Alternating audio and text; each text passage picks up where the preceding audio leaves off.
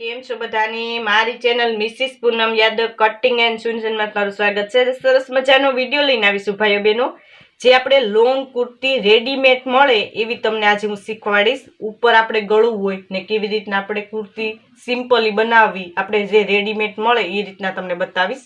આ મેં 2 મીટર કાપડ લીધેલું છે, તો પહેલા તમને એ સમજાવીશ કે કેવી રીતના ફોલ્ડ કરવું। આ એક વખત મેં ગળીમાં ફોલ્ડ કર્યું, એવી રીતના બીજી વખત, એટલે 4 પાર્ટ થવા જોઈએ, બરોબર ને। આ રીતે મારે પહોળાઈ પૂરેપૂરી આવી જાય એટલે મેં આ રીતે ફોલ્ડ કરેલું છે। તમને જે રીતે ડિઝાઇન પેટર્ન હોય એ રીતે તમારે ફોલ્ડ કરવાનું।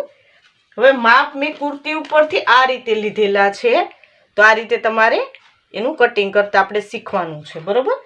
તો પહેલા આપણે આ 4 ગળીમાં આપણે 4 પાર્ટમાં આપણે ફોલ્ડ કરી લીધું। ત્યાં ગળીવાળા ભાગેથી આપણે પહેલા લંબાઈ લઈ લઈએ। લંબાઈ છે 38, તો આપણે 40 સુધી લઈ લેવાની। આ રીતે 40 ઇંચ, 2 ઇંચ એક્સ્ટ્રા લેવાનું, કેમ કે આપણે 2 ઇંચ એટલા માટે લીધું, નીચે પટ્ટી ફોલ્ડ ને ઉપર અડધો ઇંચ આપણે સિલાઈ માટે છે, એટલા માટે આ રીતે થશે। હવે આપણે શોલ્ડર જોવાનો છે, બરોબર। તો શોલ્ડર આપણે ઉપર થોડું ગળાનું છે એટલે હું શોલ્ડર થોડું વધારે લઈશ, 6.5 ઇંચ, બરોબર। 13 ઇંચનો શોલ્ડર છે એટલે 6.5 થશે। આ રીતે તમારે લેવાનું છે। હવે આપણે ત્યાંથી મૂંઢાકાર લઈ લઈએ, તો 6 ઇંચનો મૂંઢાકાર થશે। આ રીતે જોઈન્ટ કરી લઈએ।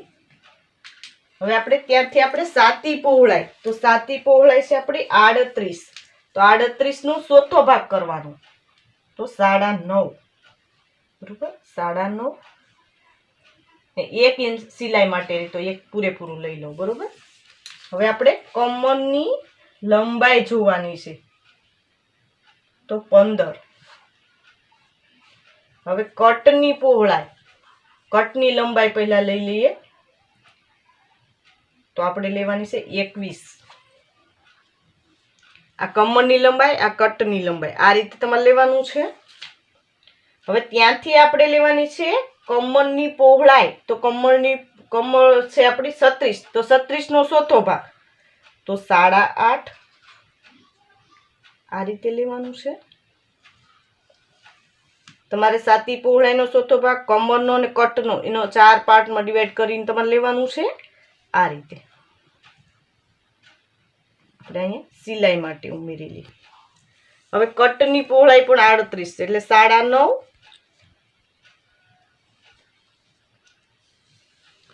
કુર્તી ઉપરથી માપીને કેવી રીતના લેવું મેં ઘણા વિડીયોમાં બતાવેલું છે, એનું જોયું તો જરૂર જોઈ લેજો। આ રીતે આપણે 1 ઇંચ પટ્ટી ફોલ્ડ કરવા માટે એક્સ્ટ્રા લીધેલું। આ બધા માર્કિંગને આપણે જોઈન્ટ કરી લઈએ। આ રીતે આ ફિટિંગ માટેનું માર્કિંગ છે, બરોબર, ને આ આપણું સિલાઈ માટેનું માર્કિંગ આ રીતે થશે। જેટલી આ પહોળાઈ છે એટલી નીચે લેવાની છે। 10.5 આવે તો આ 10.5 પૂરેપૂરું આવે, બરોબર। આ રીતે લેવાનું છે। આપણે અહીં કાપડ વધતું નથી એટલે કઈ કટ કરવાની જરૂરિયાત નથી। હવે આપણે મૂંઢાકાર જોવાનો છે, તો 1.5 ઇંચ એક માર્કિંગ કરી લઈએ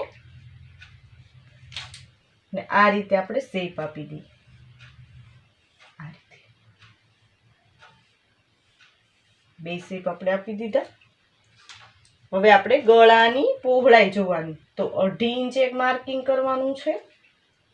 હવે આપણે આગળનું ગળું તમારે 5.5 રાખવાનું, તો 5.5 માર્કિંગ કરી લો। પાછળનું ગળું તમારે 4 ઇંચ, તો 4 ઇંચે માર્કિંગ કરો। આપણે આ ઉપર ગળાનું છે એટલે શોલ્ડર આપણો મોટો થશે, એનું ખાસ ધ્યાન દેજો। ડીપ ગળાનું હોય તમારી ડ્રેસ તો તમારો શોલ્ડર નાનો થાય, એ ખાસ ધ્યાન દેજો। આ રીતે તમારે ઘણા ભાઈઓ બહેનોની રિક્વેસ્ટ પણ આવતી કે મેડમ ઉપર ગળામાં આપણે રેડીમેડ કુર્તી આવે એવી રીતના કટિંગ કરવું હોય તો આપણે કેવી રીતના કટિંગ કરવું, એ આજે તમે આ વિડીયોમાં જોઈને શીખી શકશો। આ રીતે બંને શેપ મેં આપી દીધા। હવે હું તમને કટિંગ કરીને બતાવું। આ રીતે આપણે કટિંગ કરવાનું છે। પહેલા આપણે બહારનો શેપ એટલે આપણે પાછળનો ભાગ એક કટિંગ કરી આપણે કાઢી લેવાનો, પછી આપણે એક ભાગને કાઢીને પછી આગળના પાર્ટનું કટિંગ કરવાનું થશે.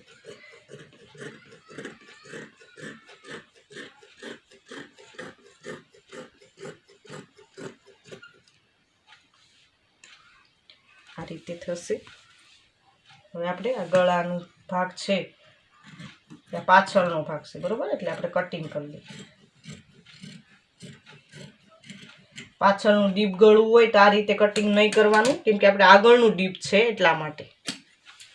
હવે આપણે આ પાર્ટમાં એક ગળી વાળો ભાગ છે એટલે એને જુદો કરી લઈએ. આ રીતે એક ભાગ આપણે ખુલ્લો છે ને એક ભાગ આપણો ગળી વાળો છે, એટલે આ રીતે કટ કરી લઈએ.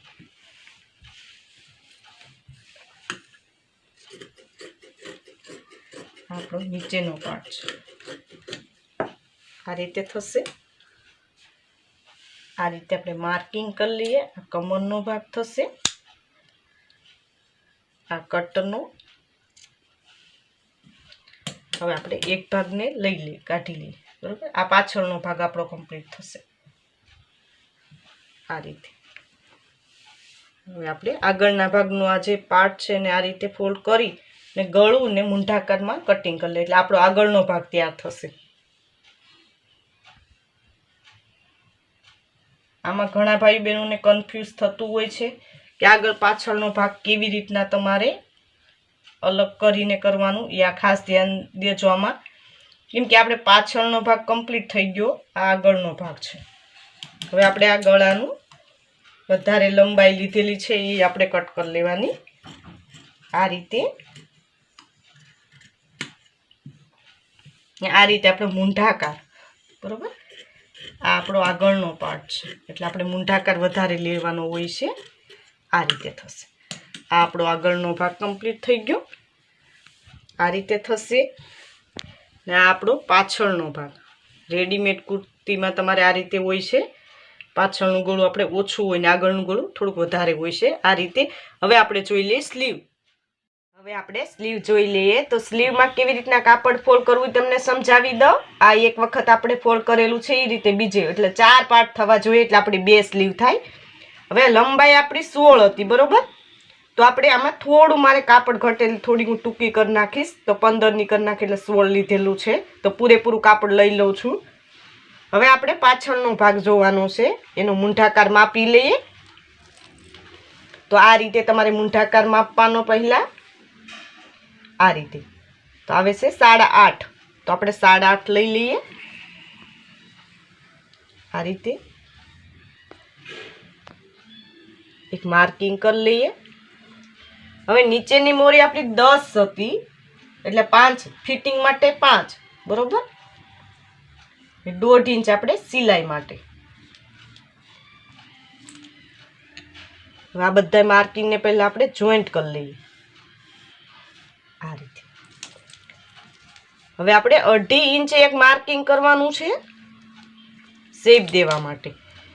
અહીંથી આપણે આ રીતે શેપ દેવાના. અહીંયા તમારે 1.5-2 ઇંચ છોડી ને અહીંયા 1.5 ઇંચ છોડીને પછી આપણે શેપ આપી દેવાનો છે આ રીતે. દરેક વિડીયોમાં બતાવું એ રીતે શેપ આપવાનો છે. આની પ્રેક્ટિસ જરૂર કરજો. કોઈ બી સ્લીવ હોય તમારે આ રીતે જેનું કટિંગ થશે આ રીતે. આ શેપ અપાઈ ગયો આપણે. હવે કટિંગ કરીને તમને બતાવું એ રીતે આપણે સ્લીવ જોઈન્ટ થશે. કટિંગ અને સિલાઈ બંનેનું કોમેન્ટ બોક્સમાં કોમેન્ટ કરજો તો નેક્સ્ટ વિડીયોમાંની સિલાઈ પણ બતાવી દઈશ.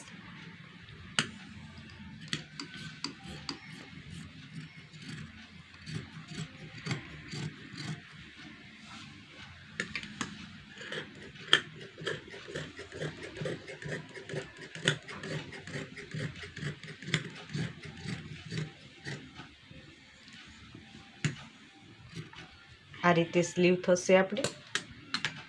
હવે આપણે આગળના પાર્ટમાં આ રીતે કટિંગ કરવાનું હોય છે શેપનું. તો આપણે આગળનો પાર્ટ છે તો એટલેથી આપણે અહીંથી સ્ટાર્ટ કરવાનું, 1.5 ઇંચ છોડીને પછી આ રીતે આપણે કટિંગ કરવાનું. આ રીતે આપણી સ્લીવ તૈયાર થશે. તમે જોઈ શકો છો આ રીતે આપણો આ પાછળનો ભાગ છે ને આ આપણો આગળનો ભાગ છે. આ રીતે તમને ઇઝી મેથડથી મેં સમજાવેલું કે આપણે રેડીમેડ કુર્તી હોય ઉપર ગળાની સિમ્પલ તો કેવી રીતના તમારે કટિંગ કરવું.